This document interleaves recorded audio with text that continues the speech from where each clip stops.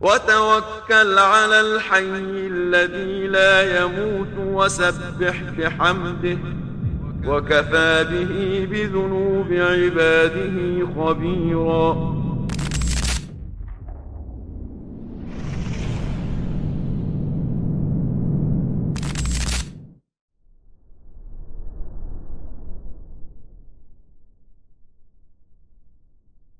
Asyhadu an la ilaha illallah wahdahu la syarika lah wa asyhadu anna Muhammadan abduhu wa rasuluhu la nabiyya ba'dah. Allahumma 'allimna ma yanfa'una wanfa'na bima 'allamtana innaka antal alimul hakim.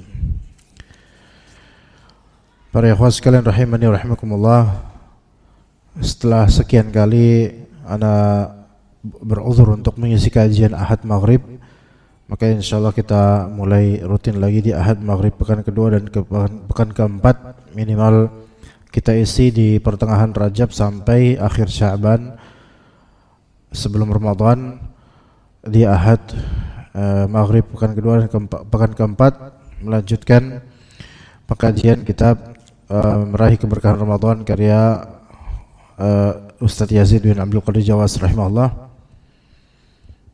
Dan juga itu berantai dengan kajian di Kamis dan Jumat ba'da subuh. Kita juga membahas lanjutan pengkajian kitab ini, dan kita sampai di halaman 81, masih berkaitan dengan bagaimana pembahasan tentang syaitan di kitab ini, kemudian dilanjutkan tentang Lailatul Qadar, dan semua ini dengan niatan mempersiapkan menuju ke bulan Ramadan yang kita nantikan. Kita akan mulai di ayat surat An-Nisa ayat ke-117 sampai 121. Allah Subhanahu wa taala berfirman, "Iyad'una min dunihi illa inatha wa iyad'una illa syaitanan maridan la'anahu Allah wa qala la'attakhidhanna min ibadika nasiban mafruḍa." Yang mereka sembah selain Allah itu tidak lain hanyalah inath, yaitu berhala. Dan mereka tidak lain hanyalah menyembah syaitan yang durhaka, yang dilaknat oleh Allah. Agama monoteisme satu-satunya itu hanya agama Islam. Selain dari agama Islam, sekarang semuanya agama kufur dan kesyirikan.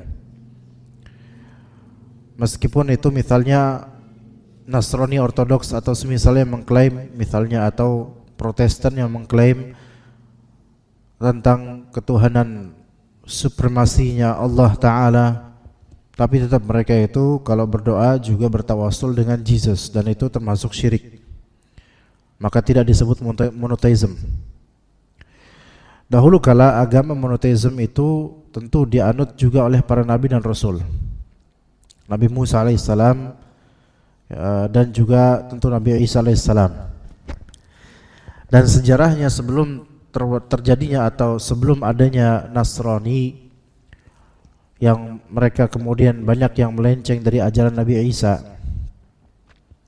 pada asalnya Bani Israel itu agama mereka adalah agama monoteism, sesuai dengan yang diturunkan oleh Allah Subhanahu wa taala kepada rasulnya pada Bani Israel. Mereka agamanya monoteism. Dan di zaman Nabi Isa alaihissalam hidup, ketika itu ada kerajaan atau kekaisaran atau imperium Romawi yang mereka itu menyembah berhala. Dan mereka berarti agamanya agama paganisme. Nabi Isa alaihissalam agama tauhid. Dan Bani Israel ketika itu yang tidak menyimpang, mereka beragama agama tauhid, lurus. Nah, di sini perbedaan agama yang Allah Ta'ala wahyukan kepada manusia dibandingkan dengan agama kreasi manusia, karena kekaisaran Romawi atau Latin itu mereka terleburkan dari sebelumnya bagaimana peradaban Yunani, karena asal atau awal peradaban Eropa itu berawal dari Yunani utamanya, dan itu mereka menyembah dewa-dewa dan patung-patung.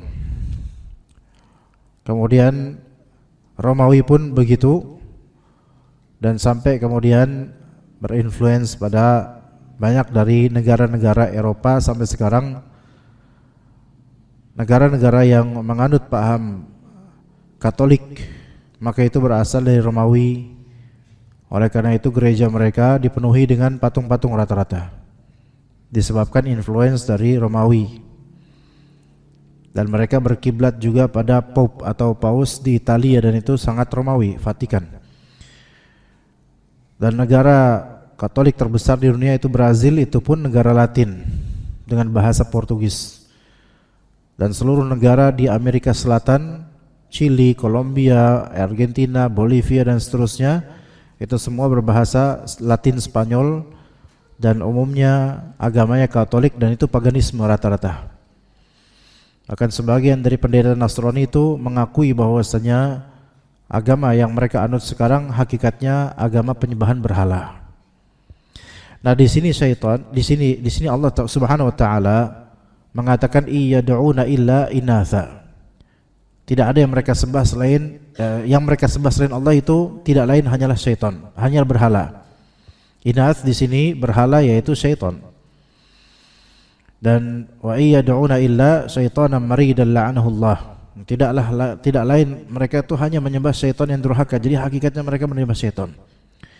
Ketika kita lihat katedral baik di Indonesia apalagi di negara-negara Latin, di Perancis, terutama di Italia, di Spanyol dan seterusnya, dan juga antum lihat bagaimana patung Yesus di Brazil, maka antum akan lihat mereka tuh sangat mengagungkan patung. Inilah hakikat dari paganisme. Ya, dan juga agama-agama jahiliyah yang tidak kenal agama samawi, seperti asal dari agama orang-orang Nordik di Skandinavia misalnya, yaitu negara-negara Skandinavia seperti Denmark, terutama Norwegia, Swedia, Finlandia, Islandia. Itu yang mereka warga aslinya itu mereka agamanya agama murni paganisme. Dan sekarang bendera-bendera semua 5 negara itu bendera salib, walaupun modelnya model rebahan salibnya, bukan model yang berdiri tegak. Sekarang negara Kristen semua itu, tapi pada awalnya itu negara paganisme, dan sampai sekarang pun juga masih menganut paham yang sebenarnya Christianity atau kekristenan yang bukan tauhid, bukan monotheism. Maka Allah Ta'ala tak katakan yang maknanya bahwasanya semua yang mereka sembah itu, walaupun mereka mengatakan menyembah Nabi Isa, pada hakikatnya Nabi Isa tidak berhak disembah, dan anggapan mereka menyembah selain Allah Ta'ala itu semua adalah menyembah syaitan pada hakikatnya. Dan syaitan itu dilaknat oleh Allah, dan syaitan mengatakan la attakhidanna min ibadika nasiban mafruḍa. Maka syaitan mengatakan, aku pasti akan mengambil bagian tertentu dari hamba-hambamu. Kemudian kata syaitan, wala udhillannahum wala umanniyannahum wala amurannahum fala yadbattikunna adhanal an'am. Aku pasti akan menyesatkan mereka. Ini ambisinya syaitan, ambisinya iblis dan bala tentaranya dari kalangan syaitan. Aku pasti akan sesatkan mereka dan akan aku bangkitkan angan-angan kosong pada mereka. Jadi wala umanniyannahum, aku akan bangkitkan angan-angan hampa pada pikiran mereka. Di sini amani itu artinya angan-angan. Kita ada istilah ar-raja yaitu harapan, dan ada istilah al-amani. Al-amani angan-angan, ar-raja harapan. Dan perbedaan antara harapan dengan angan-angan itu perbedaannya di implementasinya, di pergerakannya. Orang yang berharap adalah orang yang berharap dan berusaha menuju harapannya. Adapun orang yang berangan-angan, dia hanyalah yang berharap tanpa ada usaha. Maka di antara trik syaitan untuk banyak dari manusia, bahkan kalau bisa seluruh manusia, adalah pengen masuk surga tapi malas beramal. Jadi wala umanniyannahum, aku biarkan mereka itu, aku bangkitkan pada hati mereka angan-angan kosong. Pengen dapat rahmat, pengen masuk surga, pengen selamat, tapi dibuat tidak beramal, dibuat malas beramal. Dan ini banyak terjadi pada kita kaum muslimin. Ya memang kita tuh pengen masuk surga, semua pengen masuk surga. Siapa yang gak pengen? Orang kafir aja pengen masuk surga kok. tapi dibuat malas beragama, dibuat malas sholat masjid, dibuat malas ngaji, dibuat malas belajar, dibuat malas begini dan banyak sekali alasan. Maka angan-angan kosong yang ada pada banyak dari manusia, lebih spesifik kalangan kita yaitu kaum muslimin, itu semua itu godaan syaitan. Wala umanniyannahum wala amurannahum, maka aku akan suruh mereka falyubattikunna adhanal an'am, untuk memotong telinga-telinga binatang ternak, sehingga mereka betul-betul memotongnya sampai hal-hal seperti itu yang tidak ada manfaatnya disuruh oleh syaitan itu dilakukan oleh manusia. Wala amurannahum fala yughayyirunna khalqallah, dan kemudian aku akan suruh mereka untuk mengubah ciptaan Allah, maka sampai mereka pun benar-benar mengubahnya, mengubah ciptaan Allah, ya. Misalnya membuat tato di kulit misalnya, yang mana kulit pada aslinya mulus tanpa tato dia buat, itu mengubah keaslian yang Allah Ta'ala ciptakan pada manusia secara fitrah, natural. Atau alis misalnya diubah-ubah, maka ini termasuk mengubah apa yang secara natural ciptaan Allah Ta'ala dan terlarang untuk diubah tanpa darurat. Kemudian kata Allah Azza wa Jalla, wa may yattakhidhis syaitana waliyan min dunillah faqad khasira khusranan mubina. Maka barang siapa yang menjadikan syaitan sebagai wali, pelindung selain Allah, maka sungguh ia menderita kerugian yang nyata. Jadi orang yang bertamengkan dengan alasan syaitan secara ma'nawi atau merasa dibentengi oleh pasukan syaitan, maka pada hakikatnya ini orang menderita kerugian yang nyata. Sebagian dari orang-orang tradisional mereka punya khodam, sampai ada istilah belakangan ini cek khodam. Kemudian khodam itu kadang-kadang ada di cincin karena udah diisi, atau di dompet karena ada jimat, atau di susuk ya untuk kecantikan, atau dan seterusnya. Maka semua ini menjadikan syaitan sebagai pelindung selain Allah, maka orang ini akan rugi dunia dan akhirat. Rugi dunianya, akhiratnya lebih-lebih karena kufur pada Allah Azza wa Jalla dengan ini. Maka menjadikan syaitan sebagai pengayom, pelindung, penjaga. Misalnya macan putih, ya misalnya maung bodas, misalnya dia punya khodam maung bodas macan putih, ya, untuk melindungi dirinya. Ini orang rugi sebenarnya. Dia mengira bahwa dia dapat benefit dengan kewibawaannya, misalnya dengan orang jadi takut sama dia, orang jadi dredeg ketemu dia, padahal enggak. Orang ini rugi dan kemungkinan besar akan kena penyakit-penyakit aneh, entah penyakit kejiwaan atau penyakit fisik yang tidak bisa diidentifikasikan oleh para dokter, atau mungkin bisa diidentifikasikan namun bertubi-tubi dan susah disembuhkan, karena syaitan itu juga menyerap energi dari orang ini. Karena orang ini percaya pada syaitan, maka syaitan tentu akan lebih mudah untuk merasuk pada dirinya dan mengurangi kesehatan hati dan juga fisiknya. Maka rugi itu dunia. Di akhirat lebih-lebih karena divonis, bisa aja divonis kufur dan keluar dari Islam karena berbuat syirik besar. Kemudian ya'iduhum wa yumannihim wa ma ya'iduhumus syaitanu illa ghurura. Syaitan itu memberikan angan-angan, janji-janji pada mereka, membangkitkan angan-angan kosong pada manusia. Padahal syaitan itu hanya menjanjikan tipuan belaka kepada mereka. Ini absolut. Semua jenis syaitan, dari tuyulnya sampai genderuwonya, nggak ada yang benar janjinya.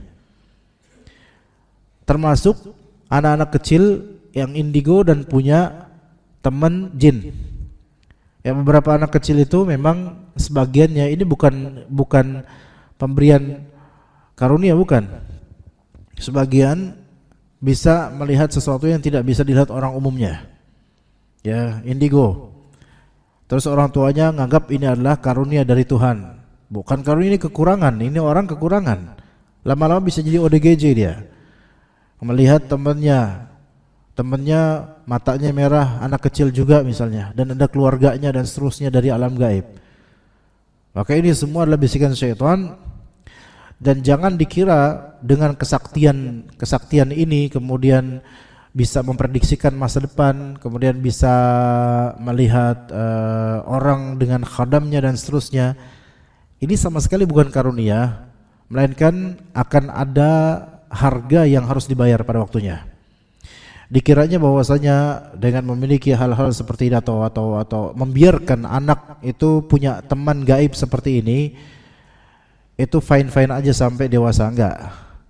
Ada kemungkinan syaitan itu adalah, itu kalau bahasa kita itu promonya syaitan. Itu promo. Jadi trial dulu.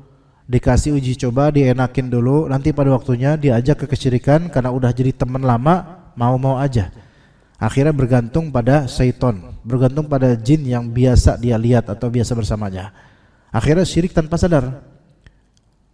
Ini buat anak-anak kecil yang indigo, itu orang tuanya bertanggung jawab untuk sering-sering meruqyahnya. Atau minimal kalau dia mungkin nggak mampu untuk meruqyah atau bacaan kurang bagus, minta siapa yang bisa bacaannya bagus untuk anaknya supaya diruqyah secara berkala. Kalau dibiarin itu bahaya,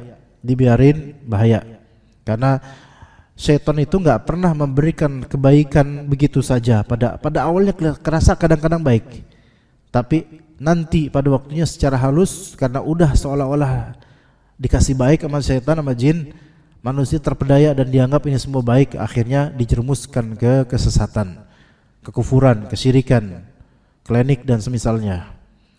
Juga membangkitkan angan-angan kosong, yaitu khayalan-khayalan kosong, hampa, nanti begini nanti begitu, baik rasa takut atau rasa harap. Ya, jadi pikiran-pikiran tentang masa depan dan seterusnya, overthinking, pikiran berlebihan, kecemasan berlebih, itu dari syaitan. Atau juga harapan PHP dari syaitan, kalau kamu gini nanti kamu bakal gitu. Itu kan yang disebutkan oleh iblis ketika menggoda Nabi Adam alaihissalam. Ya, bahwasanya wahai Adam, engkau tidaklah dilarang untuk makan sesuatu dari pohon yang terlarang itu, kecuali karena kalau engkau makan, engkau bisa jadi malaikat. Ini kan kosong, ini nonsense, ini ngarang doang, ngarang saja. Jadi apa-apa yang dihembuskan dan dibiuskan oleh syaitan itu semua harapan hampa atau ketertakutan yang tidak ada sebenarnya harusnya. Maka kemudian kata Allah, wa ma ya'iduhumus syaitanu illa ghurura. Padahal syaitan itu hanya menjanjikan tipuan belaka pada mereka. Jadi ghurur. Ghurur itu tipu daya. Dan ghurur itu sifat tipu dayanya itu gradual. Gradual itu bertahap. Ya. Dan setan itu pihak yang paling sabar dalam menggoda manusia secara gradual, bertahap sampai jatuh. Sabar setan itu, dalam masalah ini sabar dia, karena punya tujuan supaya naik pangkat atau lebih tinggi derajatnya di sisi iblis. Maka gradually, ya, secara bertahap, itu ghurur, penipuan yang bertahap. Jadi enggak sekaligus ambles tipu, enggak, tapi bertahap. Kadang di awal baik dulu. Ya. Misal saja kalau antum mendaftarkan toko antum di marketplace, awal-awal antum akan diberikan hal-hal yang menyenangkan antum sebagai seller, penjual. Awal-awalnya, wah, dibuat laku, dibuat ini, nanti pajaknya nanti, potongan persennya nanti. Awal-awal nggak dipotong, bahkan antum dikasih bonus kadang-kadang, dipromosikan kadang-kadang, dan tiba-tiba banyak kan konsumen yang memesan supaya antum merasa betah di sini. Itu dulu. Lama-lama mulai terasa tuh, ketika udah mulai laku, mulailah terjebak dengan promo-promo yang dibuat oleh marketplace dan antumlah yang nanggung biayanya. Di situ. Ini bukan berarti marketplace setan, tapi tracknya seperti itu. Tracknya marketingnya setan ya seperti itu.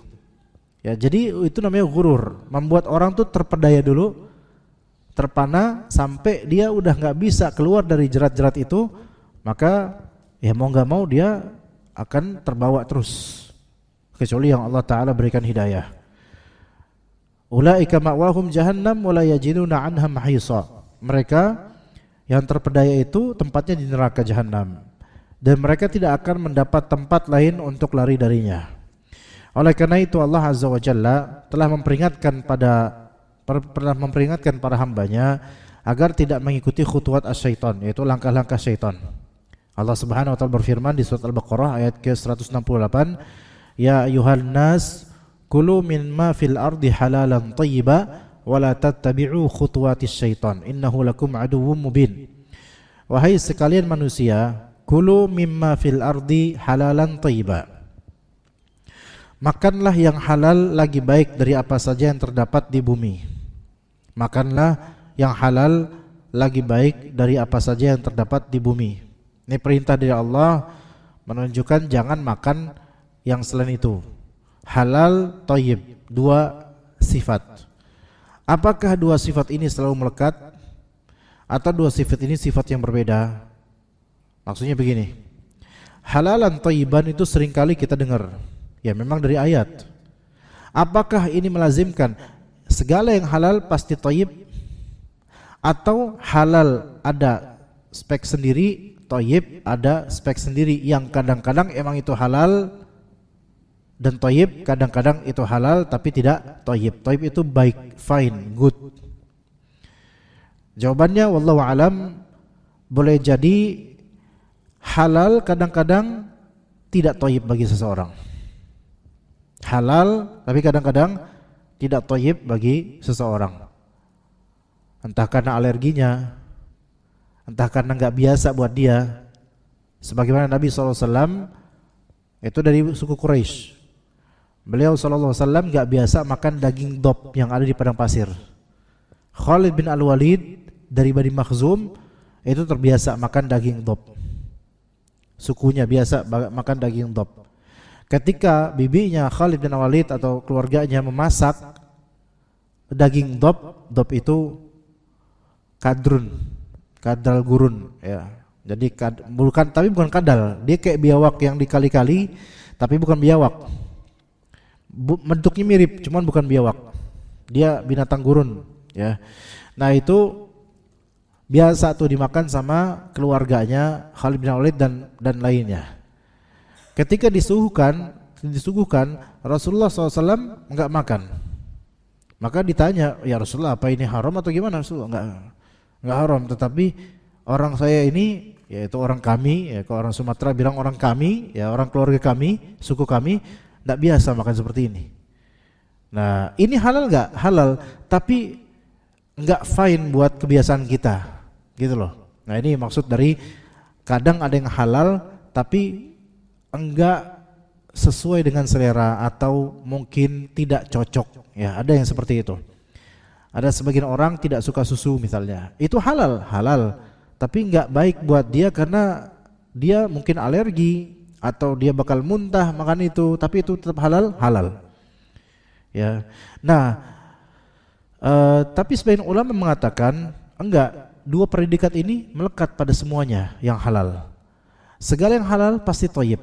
Karena kalau dia enggak thayyib, buat apa dihalalkan gitu. Jadi ulama berbeda pendapat. Namun wallahu alam, halalan thayyiba adalah dua predikat yang berbeda. Jadi kadang-kadang ada yang halal namun kurang thayyib bagi seseorang, ya, dan rata-rata halal serta thayyib. Ya, gitu. Wallahu alam. Wala tattabi'u khutuwatis syaitan, dan janganlah kalian mengikuti langkah-langkah syaitan.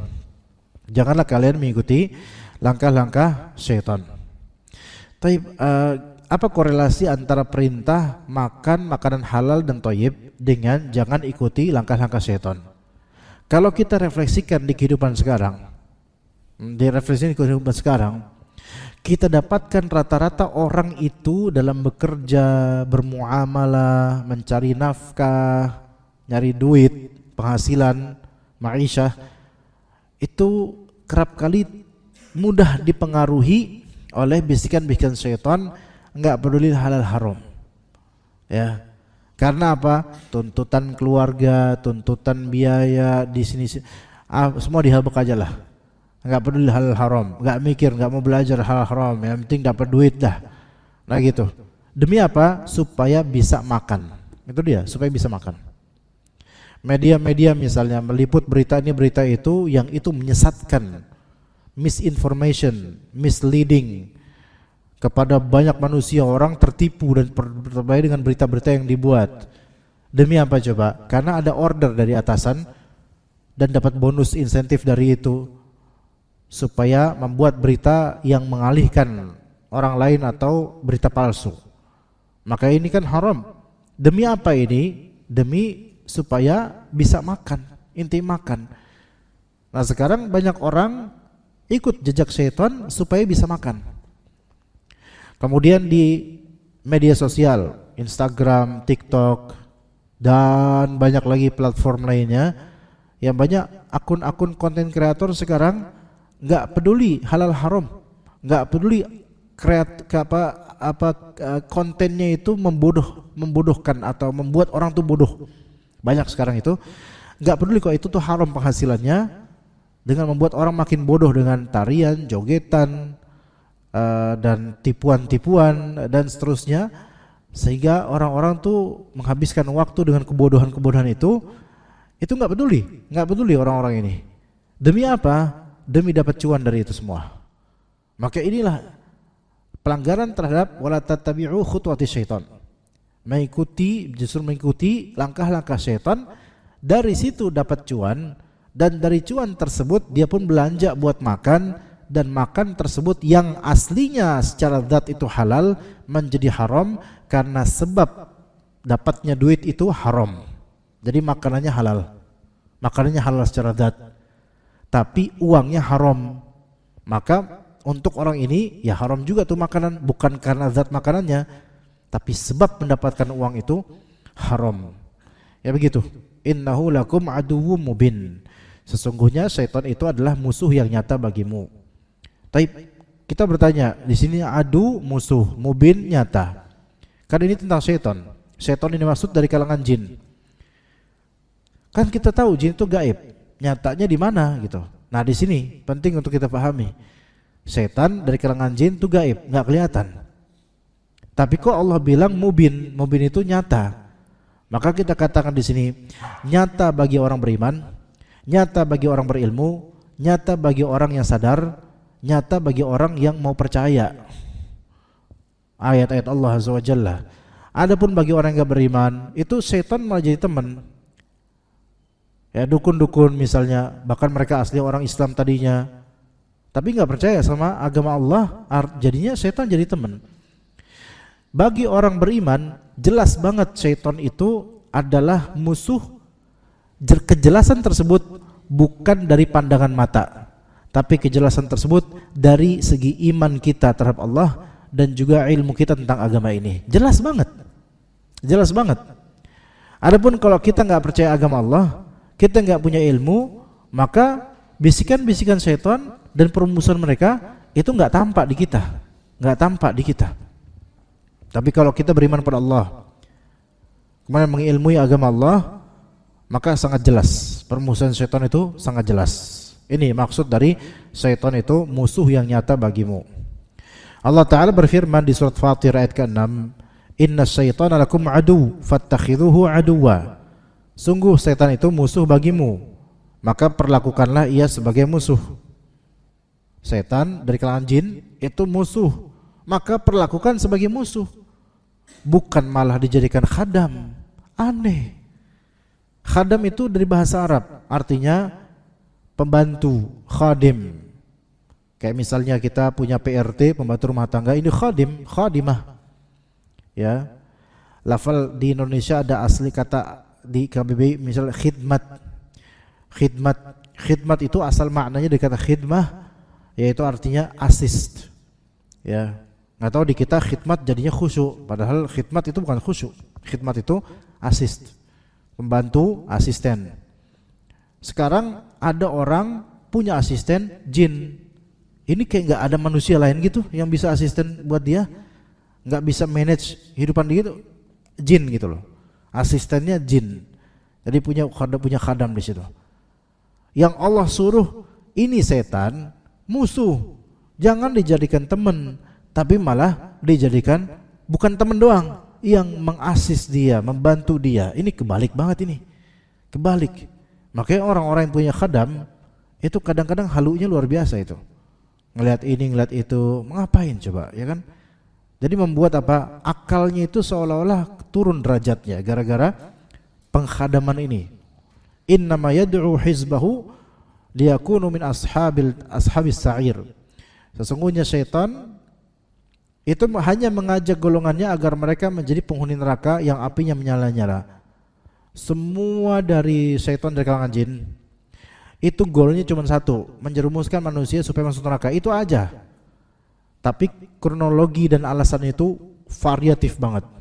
Ada supaya kamu kaya, supaya kamu cantik, supaya kamu dipuji manusia, supaya kamu begini-begini, dapat jabatan, supaya ini, itu tuh tujuannya. Itu seolah-olah itu final gitu loh. Padahal di balik itu ada kesengsaraan. Yang orang-orang yang buta ini mereka nggak ngelihat ujungnya, hanya melihat indahnya jabatan, indahnya kekayaan, indahnya popularitas. Iblis bersama bala tentaranya menggunakan berbagai makar, tipu daya, jeratan, godaan, was-was dan perangkap dalam rangka menyesatkan umat manusia. Dan ternyata harapan mereka banyak terwujud dengan banyaknya umat manusia terperangkap dalam dosa, maksiat dan kejahatan. Allah Ta'ala berfirman, laqad saddaqa alaihim iblisu dhannahu fattaba'uhu illa fariqan minal mu'minin. Dan sungguh iblis telah dapat meyakinkan terhadap mereka kebenaran sangkaannya, lalu mereka mengikutinya kecuali sebagian dari orang-orang mukmin. Kemudian kata Ustaz, tetapi Allah Azza wa Jalla tidaklah meninggalkan umat manusia ini tanpa persenjataan dalam menghadapi serangan iblis dan bala tentaranya. Jadi jumlah manusia dengan jumlah setan banyakkan mana? Banyakkan jumlah setan dari kalangan jin. Iya, karena setiap satu orang itu ada korin. Itu baru jin korin. Dan semua jin korin kita itu kafir, nggak ada jin korin muslim. Kemudian ada lagi jin-jin lainnya, belum lagi jin khadam misalnya, atau jin iseng, atau jin pohon bambu, atau jin mana dan seterusnya yang kebanyakannya juga kafir. Maka lebih banyak jumlah jin daripada manusia. Itu secara logika udah jelas. Ya, secara logika sudah jelas. Nah, manusia jumlah segini, kalau nggak dikasih persenjataan, hancur semua nih manusia dengan godaan syaitan. Maka Allah Ta'ala kasih persenjataan. Allah Azza wa Jalla telah menjadikan keimanan sebagai perisai, zikir sebagai bekal, dan isti'adzah sebagai senjata. Iman sebagai bentengnya, perisainya. Ya, juga zikir sebagai bekal dan isti'adzahnya sebagai senjata. Isti'adzah itu a'udzubillahi minasyaitonirrajim. Sebagai senjata melawan syaitan. Karena syaitan itu gaib. Kita nggak bisa pakai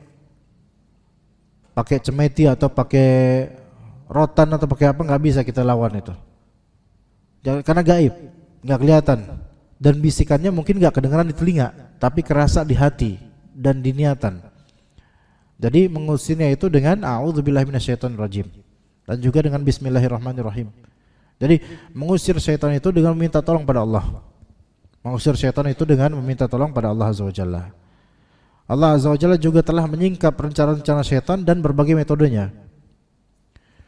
Semua rencana syaitan akarnya itu ada di Al-Quran, disebutkan oleh Allah sebagai bekal buat kita supaya waspada dan hati-hati. Dan belajar dari sini juga teman-teman sekalian jemaah, semua orang jahat itu tidak ada yang tertutup rapat rancangannya. Semua makar jahat, rencana jahat itu tidak ada yang tertutup rapat, melainkan pasti Allah Subhanahu wa Ta'ala akan bocorkan semua orang yang jahat. Baik jahatnya permanen, atau jahatnya kadang-kadang, atau jahatnya karena tersinggung. Itu akan Allah bocorkan, entah melalui firasat, kadang melalui mimpi, atau melalui kabar dari orang, atau melalui gelagat. Itu ada semua. Allah akan berikan gitu loh. Jadi kalau ada orang mau jahat sama antum, apalagi kalau Allah Ta'ala cinta sama antum, antum dekat sama Allah, pasti Allah Ta'ala bocorkan rahasia sebagian dari rencana jahat mereka. Itu mesti. Itu mesti. Ya. Cuman kadang-kadang kita itu nggak nangkep. Entah karena polos, entah emang karena bahlul juga, ya, entah karena hal lain, ya. Tapi Allah ungkap sebenarnya rancangan minimal akarnya atau isyarat tentang itu. Entah dengan firasat, entah dengan mimpi, entah dengan kabar dari orang, entah dengan galagat dan sikap yang agak aneh, itu semua ada, itu semua Ada isyaratnya dari Allah Azza wa Jalla. Karena yang paling jahat yaitu setan aja Allah bocorkan kok rahasianya. Apalagi yang keroconnya yang kecil-kecil ini. Maka Allah Ta'ala lebih mudah lagi tentu. Maha mudah, segala sesuatu mudah bagi Allah. Maka jika manusia melupakan perisai dan senjatanya serta kurang mengetahui tipu daya dan jebakan musuhnya, maka musuh akan menguasainya. Dengan dibelenggunya para setan di bulan Ramadan ini, hendaklah hamba-hamba Allah yang beriman banyak bersyukur pada Allah.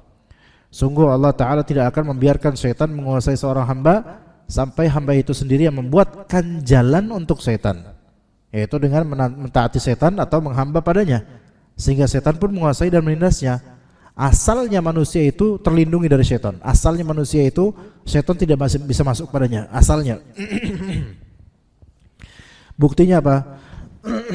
Ada enggak anak antum yang balita, infant, atau anak kecil belum balik, atau minimal balita lah, ada enggak yang kesurupan?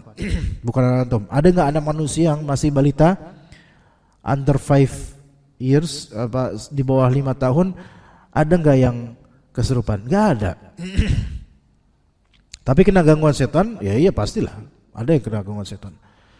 Tapi coba perhatikan, orang yang kesurupan rata-rata orang dewasa atau remaja. Bayi, balita enggak pernah kesurupan, padahal enggak tahu apa-apa. Kenapa gitu? Karena masih ada fitrahnya. Masih Allah lindungi dan jaga. Kita ini sejak awal penciptaan, sejak awal kita keluar dari janin itu sudah diganggu oleh syaitan.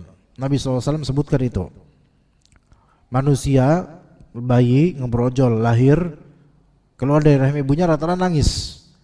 Dari segi medis dan kedokteran itu bisa dijelaskan secara sains.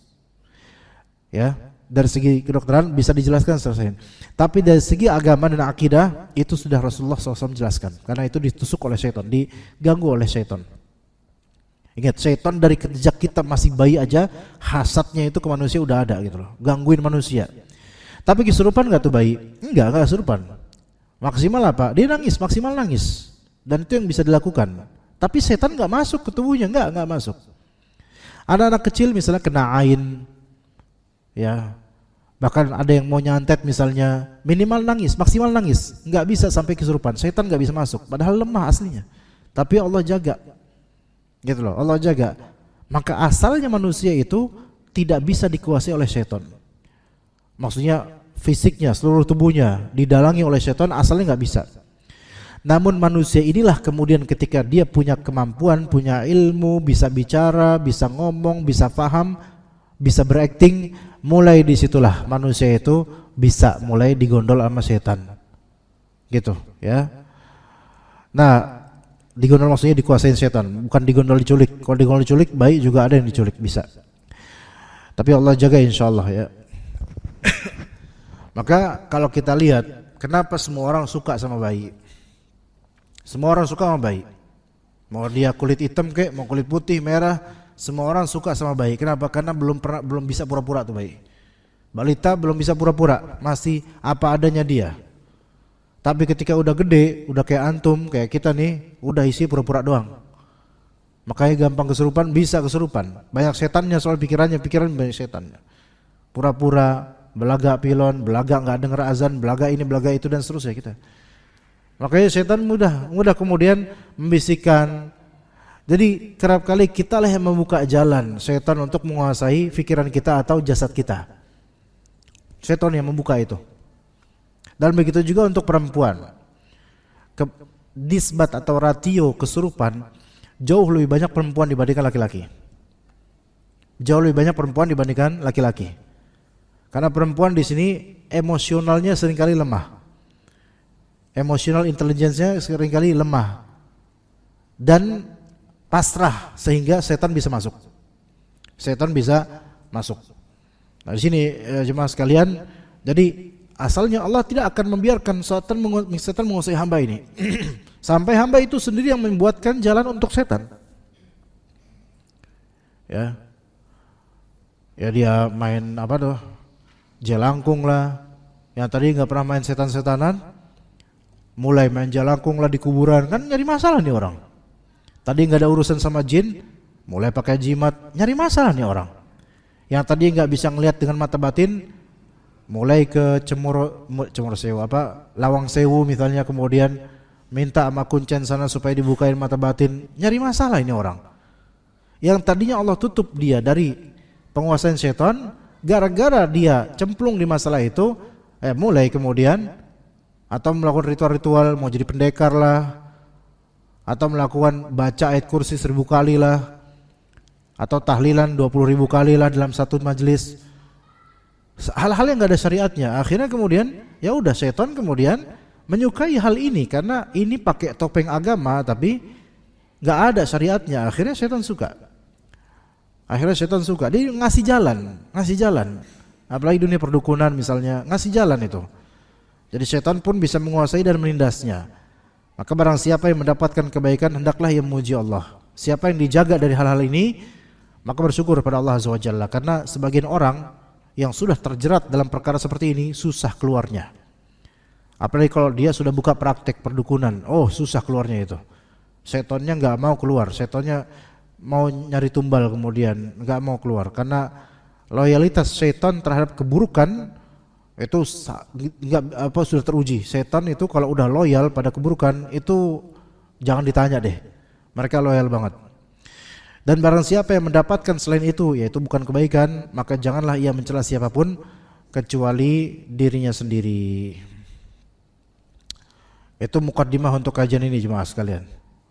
Harusnya kita mau bahas Lailatul Qadar, tapi kayaknya gak sempat kita bahas.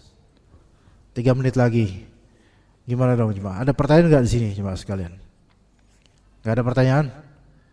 Kalau gitu kita pulang boleh kalau gak ada pertanyaan. Kita lanjut ke Lailatul Qadar sebentar. Nanti pada Isya jika ada pertanyaan silahkan, kalau gak ada kita lanjut. Pembahasan berikutnya adanya Lailatul Qadar yang malam itu lebih mulia dari 1000 bulan. Satu malam mulai dari maghrib sampai subuh itu lebih afdol, lebih bagus dari segi ibadah saat itu dibandingkan antum ibadah 1000 bulan, alfi syahr. Hal ini berdasarkan firman Allah Azza wa Jalla, Inna anzalnahu fi lailatul qadr. Sungguh kami telah menurunkan Al-Quran pada malam Al-Qadr.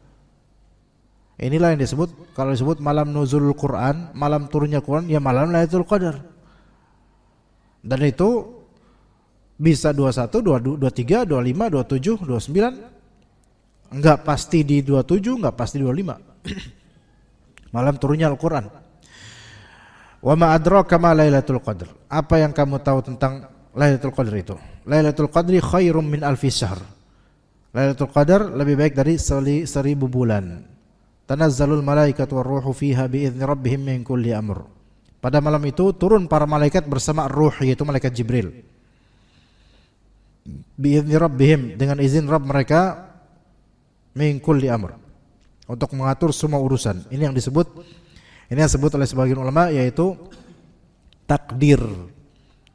Takdir tahunan di malam Al-Qadar. Ya, di malam Al-Qadar. Salamun hiya hatta matla'il fajr.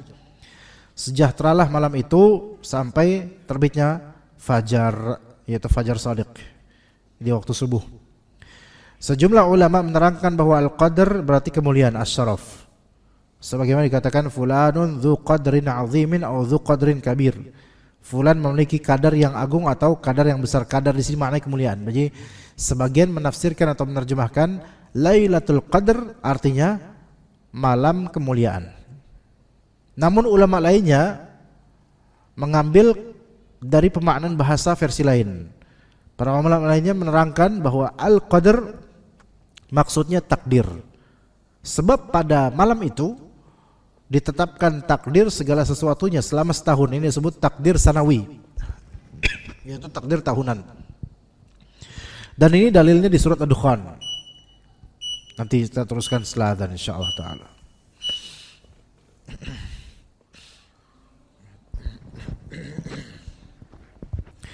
Baik, jadi tidak diragukan lagi bahwasanya Lailatul Qadar itu memiliki kedudukan yang agung dan kemuliaan yang besar.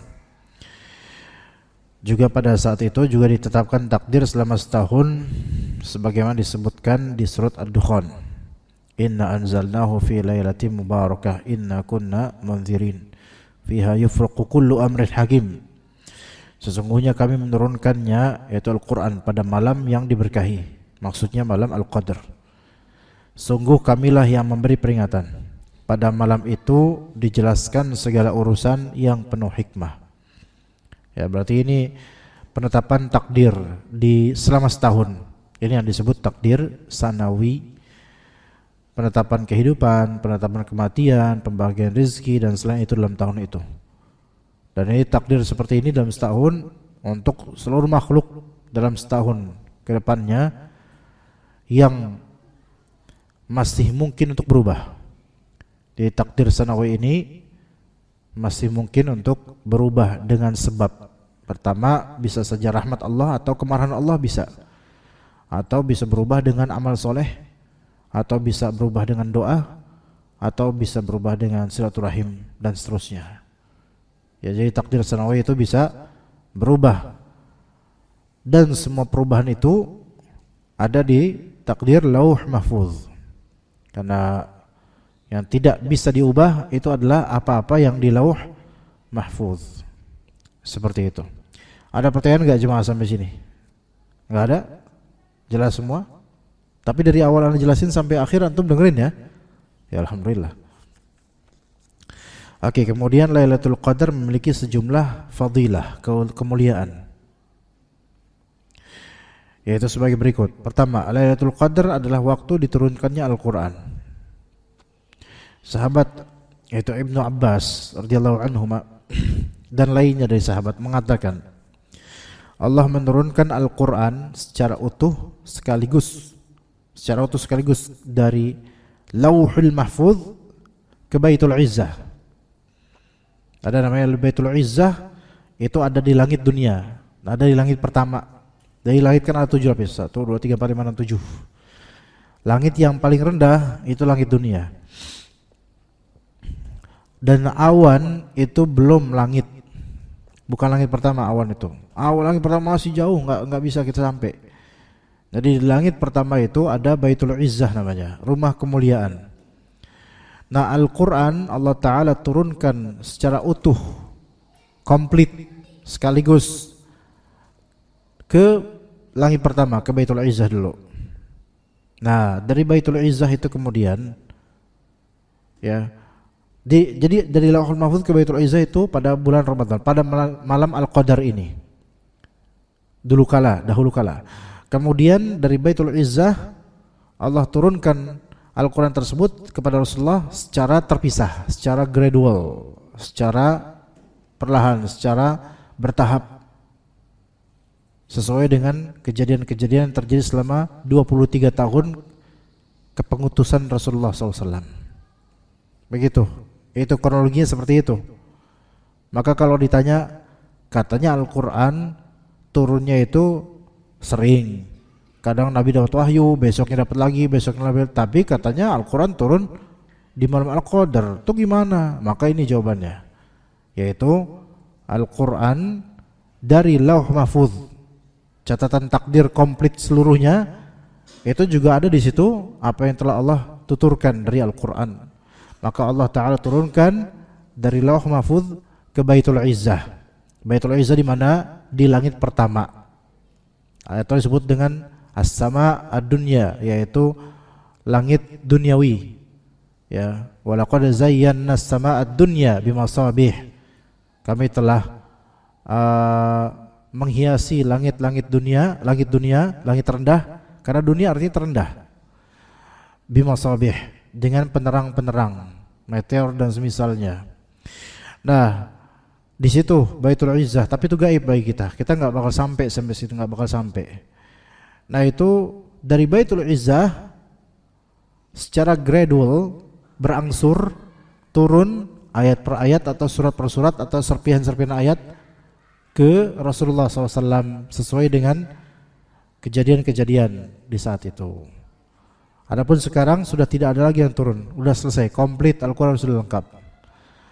Syekh Utsaimin rahimahullah beliau berkata, Allah menurunkan pada malam tersebut kitab suci Al-Quran sebagai petunjuk bagi umat manusia dan sebagai kunci kebahagiaan mereka di dunia dan di akhirat. Jadi kunci kebahagiaan kita ada di Al-Quran, dengan membacanya, dengan mentadabburinya, dengan mengamalkannya. Kedua dari fadilah atau kemuliaan Al-Qadar, Lailatul Qadar. Yang kedua, Lailatul Qadar itu lebih baik daripada 1000 bulan. Allah Ta'ala berfirman, Lailatul Qadri khairum min alfi syahr. Malam Al-Qadar itu lebih baik daripada 1000 bulan. Apa yang lebih baik di sini?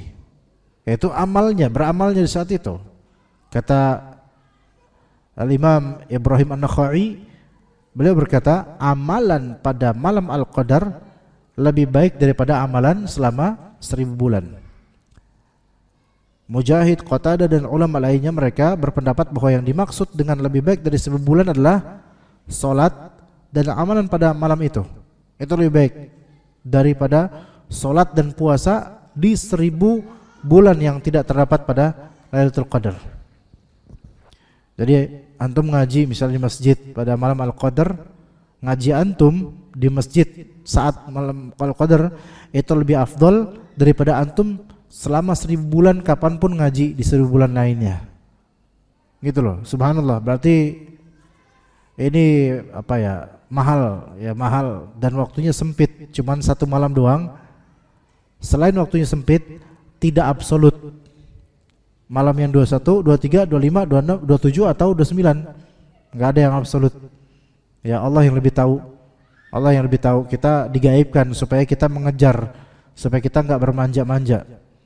Ya. Dan ini dihimbaukan juga, ya. Ini akhir insyaallah. Masih 3 menit berarti ya. Ya. Kita mungkin sekitar 35 harian kita menjelang Ramadan, ya. Ini mungkin tanggal 20 sekian dari Rajab dan habis itu Sya'ban. Udah Ramadan aja gitu kan. Udah Ramadan aja. Maka berusaha supaya dapat malam Al-Qadar. Dan berusaha supaya i'tikaf di masjid walaupun tidak full seharian penuh. Mungkin karena kerja atau kesibukan lain. Tapi setidaknya hidupkan malam Al-Qadar untuk ibadah. Istri di rumah, anak kecil bisa di rumah. Atau kalau diizinin masjid boleh di masjid kalau memang diizinin. Yang dewasa laki-laki di masjid, sempatkan. Walaupun mungkin tidak full, walaupun sebagiannya tidur misalnya, tapi sempatkan membaca Al-Quran, sempatkan sholat malam tambahan selain tarawih dan seterusnya. Maka kalau memang dapat itu malam Al-Qadar, maka antum melakukan sesuatu yang lebih besar dibandingkan 1000 tahun antum melakukan itu. Ya, semoga Allah Ta'ala sampaikan kita di bulan Ramadan, karena kita juga nggak tahu usia sampai kapan. Beruntung kalau kita sampai di bulan Ramadan, beruntung banget. Coba lihat teman-teman kita, saudara kita yang seusia kita dan sudah berapa puluh tahun dia meninggal lalu, atau berapa tahun lalu meninggal. Coba refleksikan itu, ya. Dan refleksikan juga jemaah sini yang belum lama meninggal misalnya, ya, sudah berangkat duluan dan Allah Ta'ala tidak beri kesempatan untuk Ramadan nanti. Kalau nanti kita berRamadan, coba refleksikan berapa Allah Ta'ala memberikan benefit lebih buat kesempatan buat kita untuk beramal di bulan Ramadan. Dari sedekahnya, zakat fitrnya, i'tikafnya, baca Qur'annya, salat dan salawatnya. Yang dari awal bulan Ramadan makin giat sedekah, rajin ibadah, namun jangan terlalu sprinter karena bakal cepat selesainya itu. Sehingga harusnya dimulai dari sekarang. Dimulai dari hari-hari ini, dari baca Qur'annya, ngajinya, belajarnya, menuntut ilmunya, rajin salatnya dari sekarang sebenarnya. Kan kita menjadi saksi Masjid Muhsinin di malam pertama Ramadan, itu malam yang glorious, full penuh, perempuan full penuh, sampai keluar meluber. Yang boleh jadi suatu saat bisa lebih dari itu. Ya kita bersyukur tentu dengan itu. Tapi tradisinya kan lama-lama mulai maju gitu. Mulai pada mundur dari masjid. Ya alhamdulillah kita bersyukur di awal-awal baik, alhamdulillah. Tapi maksudnya di sini adalah siapa yang tidak mempersiapkan sejak mula, maka apa yang menjadi euforia di awal itu akan vakum pada waktunya. Gitu. Jadi memang harus dari sekarang persiapan. Makanya anak cantangan di sini singgungan tentang Ramadan itu udah dimulai dari sekarang di pertengahan Rajab. Supaya udah pikiran, diingetin, bakal Ramadan nih kita nih. Sehingga hadir di hati keinginan untuk nanti Ramadan lebih prepare dan lebih baik lagi insyaallah. Ya itu yang kita dambakan biidznillah taala ya. Kita cukup sampai sini insyaallah. Barakallahu fikum jami'an. Wa sallallahu ala nabiyyina Muhammad wa ala alihi wa sahbihi ajma'in. Subhanakallahumma bihamdika asyhadu an la ilaha illa anta astaghfiruka wa atubu ilaik. Assalamualaikum warahmatullahi wabarakatuh.